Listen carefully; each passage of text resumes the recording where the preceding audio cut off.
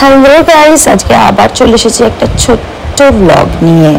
আজকে হচ্ছে 13ই জুলাই, মানে ভিডিওটা করছি। আর আজকে আমার দিল্লি যাওয়ার ফ্লাইট আছে, কারণ কালকে আমার জন্মদিন।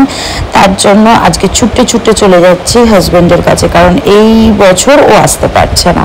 কিন্তু জন্মদিনে থাকছি না বলে মা আগেই আশীর্বাদ পর্বটা সেরে নিয়েছিল।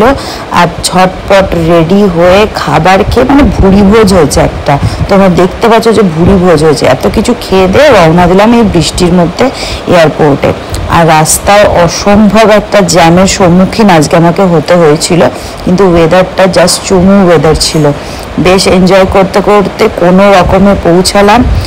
আর দৌড়ে দৌড়ে সিকিউরিটি চেক ইন সব কিছু কমপ্লিট করে এই মুহূর্তে আমি ফাইনালি বসলাম। কিন্তু এত দৌড়াদৌড়ি করার পর আমার ফ্লাইট অটোমেটিক্যালি 20 মিনিট লেট হয়ে গেল। তাই আমি এখানে একটু বসেছিলাম একা একা, একটু মানে কেদারি মারছিলাম, আর কিছুই না।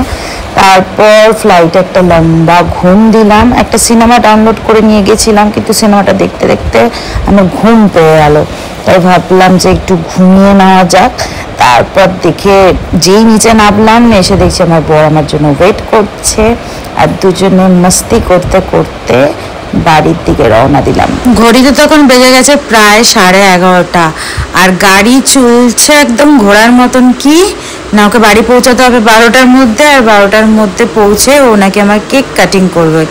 যাই হোক, কথা ইস কথা, 12টার মধ্যে ও ঢুকিয়েছে, এসে সুইগিতে অর্ডার দিয়েছে, দেন কেক আমার সামনে হাজির। দুজনে মিলে খুব সুন্দর একটা মুহূর্ত স্পেন্ড করলাম। ও আমার ভিডিও তুলে দিচ্ছিল, আমি ওর ভিডিও তুলে দিচ্ছিলাম, বেশ সুন্দর। এইগুলোই করেছি। তোমরা জানিও ব্লগটা কিরকম লাগলো। আর এরকম ছোট ছোট আরো ব্লগ দেখতে হলে আমাকে একটু সাপোর্ট করো, কমেন্ট করো। Till then, bye by.